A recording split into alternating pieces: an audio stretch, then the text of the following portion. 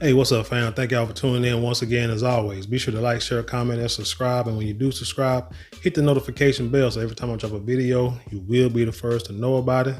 So a story came out a couple of days ago going into detail about this money that Fani Willis said that she got or that she had in her safe, and how some of it came from her first campaign. Now that might have raised some eyebrows or threw up a red flag, because to use campaign funds for personal benefit is a no-no.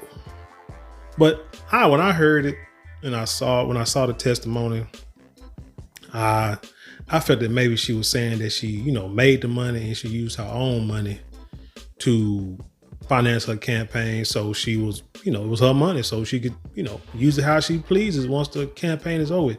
But then you got to think about it.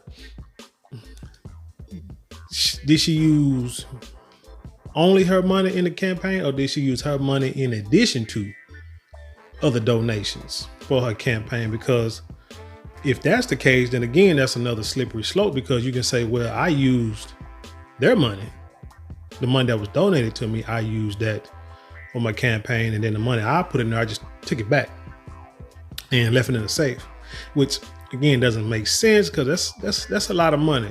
Well, I don't care. I know I've seen lawyers say that there are times and there are instances where you have a lot of cash on hand, especially when you're dealing with clients, dealing in illegal endeavors, or even like people from the Hispanic community or people who do day labor cash jobs.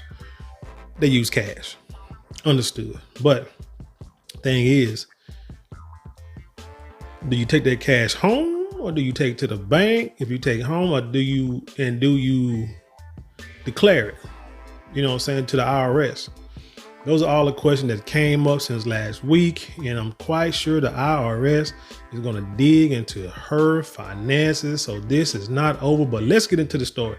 This is from GeorgiaStarNews.com, and it reads, Fani Willis took over $8,500 from first campaign as repayment for loans missing paperwork submitted without date and signature. Tell you something funny about this. I Googled this story, right? Googled the title. I Googled Fani Willis, $1,800 first campaign. This story did not come up. I even put that in there. We talking about Google now, Google and Yahoo. And I use the laptop and my cell phone. I even put that's Fani Willis, $8,500 first campaign, comma, the Georgia Star News in the subject title. And it still didn't come up. Not even on the first page, not the second page. This story would not come up on any search, which is interesting. Now, it came up on like a YouTube video. I think somebody did a YouTube video on it. But as for the original story, couldn't find it. So I'm wondering, do you think maybe it's getting scrubbed from the internet, from Google searches, taken down, politics, it's she's trying to keep her name clear, trying to stay on this case. You never know. People got the power of the media. I did a story on George Soros, how he's buying all these radio and media stations right before the election. And he's a staunch Democrat. And people believe he's going to use those stations to push the liberal message, which he is known to do in the past. So, hey, can never say never. It could be. I don't know. I could have my 10-4 kufi on. But let's get into the story. It says, Fulton County District Attorney Fani Willis claimed during her Thursday testimony at the hearing to disqualify her from the Georgia election case against former President Donald Trump that she took a significant amount of cash from her first election and used it to replenish her physical cash reserve. Willis claimed to use the physical cash to repay her former lover, Special Prosecutor Nathan Wade, for luxurious vacations. Willis made the claim about keeping some of the cash from her first campaign when asked about the origin of her cash savings. The district attorney claimed she has been saving physical cash all my life and gave as an example, when I took out a large sum of money on my first campaign, I kept some of the cash of that. The district attorney also see. She, if you watch the testimony, she was talking. And lawyers sometimes just gonna let her keep talking because sometimes you let people dig a hole. They dig a hole before you know it. They done dug themselves into a hole they can't get themselves out of.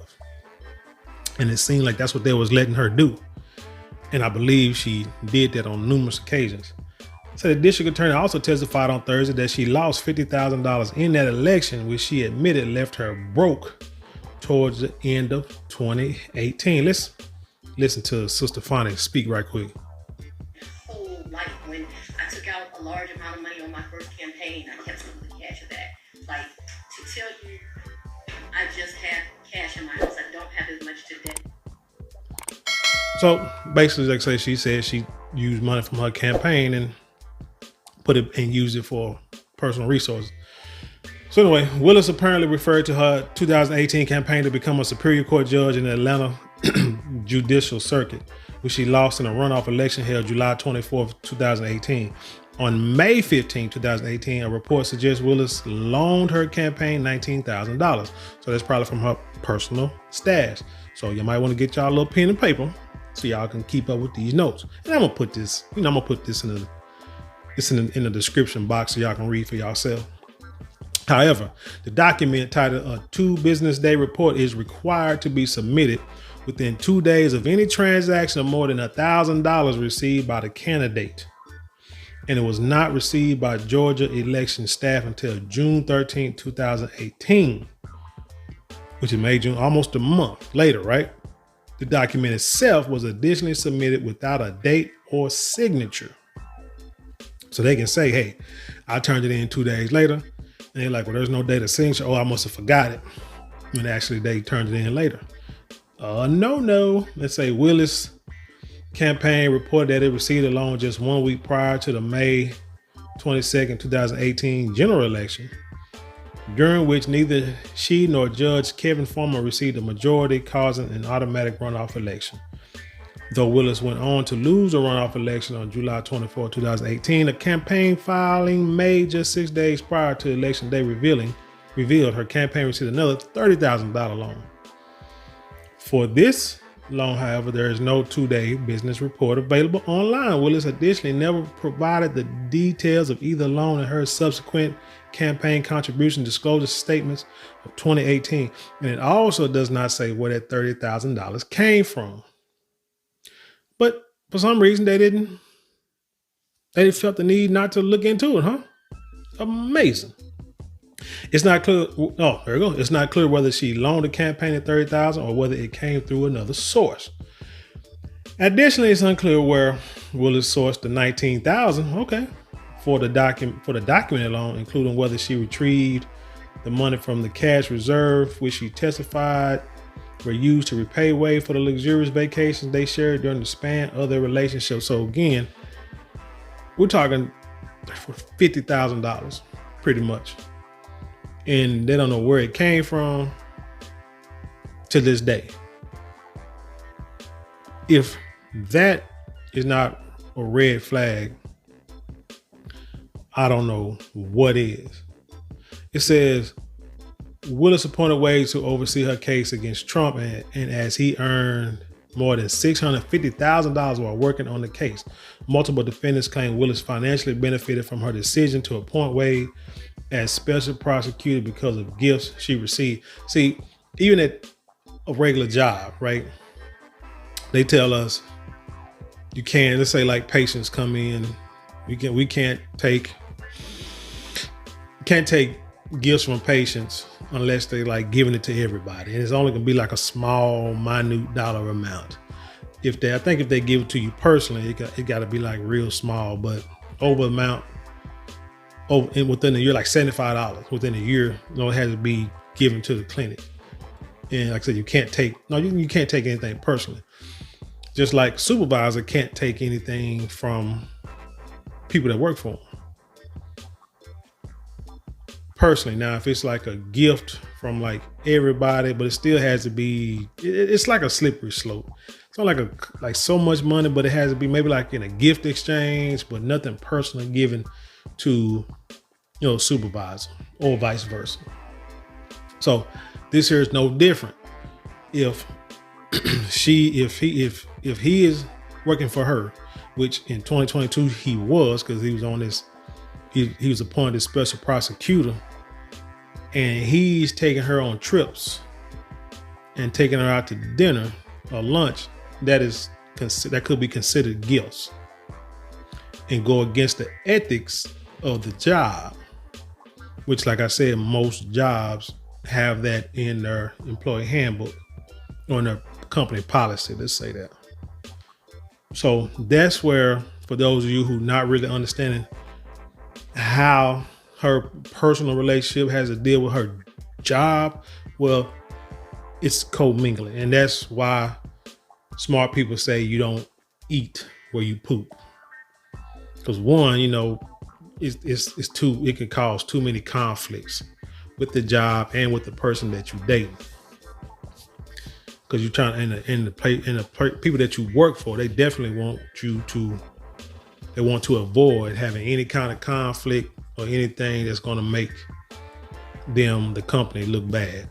And this right now is looking bad, especially when you paid this man more than $650,000 for a trial that ain't even really started yet over the past 2 years.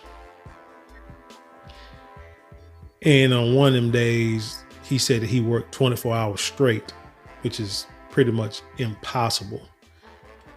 If you don't think that looks weird or doesn't look funny, I don't know what to tell you. You'll never get it.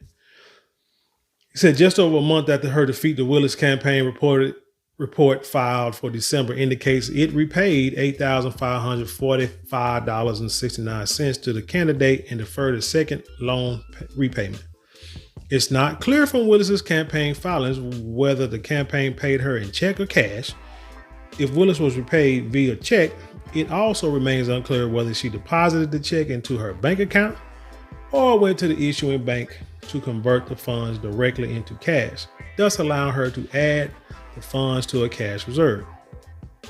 The Georgia Star News contacted the Georgia Secretary of State, which oversees elections, for comment, but a spokesperson said he could not provide clarification and suggested questions about Willis's 2018 campaign should be posed to the Georgia State Ethics Commission. The Ethics Commission did not respond to a request by the Star News for more information about the campaign, including inquiry about the loan, the $30,000 loan, and why there was no publicly available paperwork explaining the cash infusion prior to press time. An email address provided by the current Willis campaign on government paperwork likewise did not return requests from the Star News. So basically right now everything's in limbo. Nobody's up to 2-3 days ago, still nobody knows where the money came from and how it got there. Period. So, and you probably won't get it, but the simple fact is the IRS probably beat you to it. And they probably got the documents and they're probably saying, before you give to anybody else, we're going to need to see that. Man, I don't know, y'all. Like I say, she's up the creek. I know a lot of y'all still want to try to defend her for what she did, but like I say, the ethics is the problem. It's not necessarily, hey, she's a black woman, one of the highest ranking black women in the state of Georgia. And she messed up. Simple as that. Brother Wade messed up. Your timing was bad. You went to these places and you supposedly paid him cash. Now, here's the thing. Why do people use cash, especially large sums of cash, most often? It's because they're trying to hide the money from the feds. And I don't care if you're a lawyer or not. Y'all can think, well, she a lawyer, she wouldn't do that. The hell she wouldn't. People do that all the time. Like I say, it was in the deal before. It's been a couple of lawyers, attorneys in Dallas County, brothers who went to jail over the last few years, and both of them died. Amazing. That's kind of, when I think about it, they were young, like in their 50s. But anyway, there's a couple of lawyers who got prosecuted and sentenced to some prison time because of what they were doing, like money laundering. Now you might think, hey, lawyers make a lot of money. Shoot, I guess a lot of times they don't. They just got nice suits and make themselves look like they got money. Maybe they broke, but they got in trouble for, like I say, embezzling and spent time in prison. So it's not out of the realm of reality for this to happen. But you use cash, like I say, to hide it from the feds, or in this instance, you're using cash so there won't be a money trail because you are dating this dude. Now you might be saying, hey, I know they're getting a divorce, but I want to date him. I want to date him so bad, and I want to date her, and we can't wait, and whatever bullcorn. Your timing was just bad because you knew he was getting a divorce, so you knew that he was still married though. You really didn't file it until you put him on his case. Like I say, timing is jacked up. So you use cash to pay for things so that they can't say that the both of y'all was together. If they look at this like they look at your campaign from 2018, they'll just see something on a surface level and it'll be done and it won't be a problem. But like I said before, I tell my kids, you always get in trouble for something that has nothing to do with you getting in trouble for. So Trump case came, and Trump and his cohorts and their lawyers, as you know, lawyers will do, coming after you. And then from the testimony from Thursday, it seems like one of Nathan Wade's ex-homeboys and ex-partners, or legal partners, dropped a dime on him, and it circled back to Fani Willis. He dropped a dime to the lawyers that's some of the lawyers for Trump's co-defendants. So see, you never know how something's gonna come back and bite you in the butt and come to reality. But you never saw this coming. And you got snitched on by somebody who supposedly did something wrong while he was your partner. So the wrong, telling on the wrong, and the wrong is getting in trouble. So it is what it is. But hey, if y'all still want to sit here and try to defend her, I understand you can have people back, be there to support them. Like you would do family if they was in trouble, they did something wrong, and you just support them because they're family. Just there because you know they're gonna just get in trouble, so you can kind of like just give them some emotional support. When you know everything's going down, you want to do that, fine. But to say that this ain't right, if she was a white man, it wouldn't be happening. Well, why are you comparing yourself to white men anyway? Because you're not them and they're not you. You're not controlling this judicial system that you're in. You are a player. So you need to act like it. But anyway, that's all I got for this story. Tell me what you think. Leave your comments below and then share it with the world. Don't forget, you can give super chat, super thanks. You can support the channel through CashApp, through PayPal, or you can go to even marlonmorale.com and get your perfumes, colognes, all kind of luxury items. But with that being said, I thank everybody for watching. Thank everybody for commenting. You comment early. I do my best to dialogue with you. We can go back and forth, have a nice little conversation. But with that being said, I leave you in peace, and I'll see you on the other side.